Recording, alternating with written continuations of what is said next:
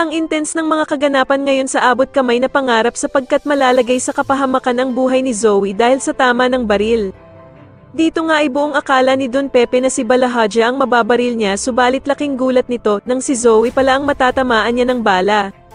Samantala ay sa wakas nga at nakatakas na ng tuluyan si Don Pepe kila Balahaja at Zoe at madadala niya pa nga ang baril na magagamit niyang pangdepensa sa kanyang sarili. Manginginig naman sa galit itong si Balahaja dahil sa galing magtago ni Don Pepe kaya naman ay uusok ang ilong nito sa kakahanap sa kanya.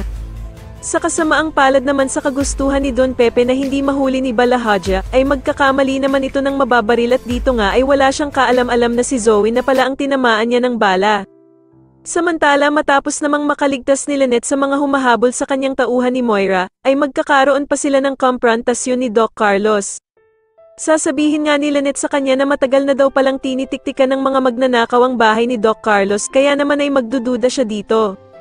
At dito nga ay magagawa pang pagbintangan ni Doc Carlos ang pamilya ni Lynette na sila Aling Susan at Josa na baka daw sila ang may pakana ng naging nakawan sa bahay niya.